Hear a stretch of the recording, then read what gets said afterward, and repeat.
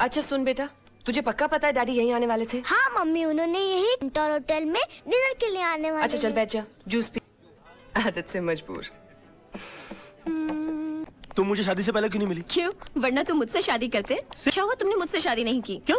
Anniversary पर तुम्हारी बीवी की तरह इंतजार कर रही होती। अक्सर मैं खाने के लिए यहीं पर आता हूँ, you know. Beautiful people. Mummy mummy, daddy आ गए।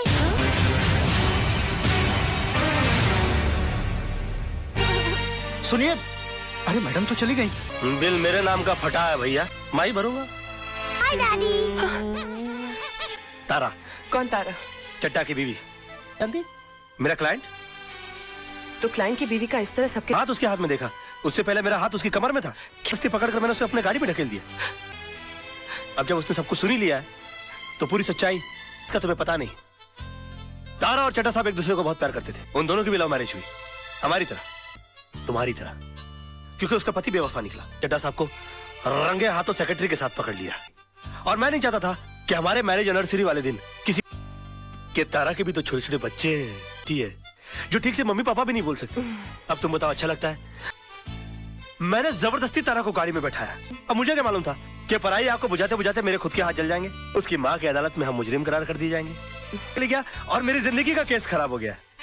I mean, this is ridiculous, सोना। मुझे आप पर शक नहीं करना चाहिए था। ताकि तुम मुझसे कितना प्यार करती हो। ये सब पॉजिटिव बात नहीं। जाओ ब्लास्ट।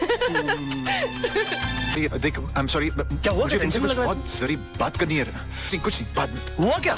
नहीं, कुछ नहीं हुआ। मैं ठीक। Most beautiful woman in this world। Gift? यूँ अचानक आ गया कि बीवी के लिए कुछ लेने गए थे और तुम। किस बोर का नाम ले लिया? You know था डार्लिंग, पुराना प्रोग्राम चल रहा होता। और मैं? तुम? आहा, करता हूँ, एक नई साइड दिखाई देती है। गुड। राज, ये कैसेट किस? कौन सी कैसे? कविता मात्रे का घर कहाँ है? वो वहाँ से तीसरा रूम। राज लड़ेगा तुम्हारा केस, तुम्हें इंसाफ जरूर मिलेगा। तुम्हें मेरे लिए एक केस लड़ना है। एक केस? नहीं नहीं, पहले वादा करो, सिर्फ लड़ोगे, जीतोगे भी। जीत गई। बोलो आगे। पूछो तो सही, किसका केस? कविता के हस्बैंड का केस। उसके कविता के हस्बैंड के मर्डर का जो केस है, उसका जिम्मा तो। और पिछली बार अगर तुमने उसे नहीं छुड़ाया होता, मैंने कविता को इंसाफ दिलाने का वादा किया है। करोगे ना? मिस्टर आदर्श। अच्छा, तो ये लो। मुझे मजबूर किया है और वो अच्छी तरह से जानती है कि मेरे और आदर्श के बीच में टेंशन चल रही है। मेरा बस चले तो उस कॉफी में जहर मिला के पिला दूं। क्यों? ऐसा क्या कर दिया मैंने? झूठ, मक्कारी, इंसाफ की उम्मीद लगाए बैठी।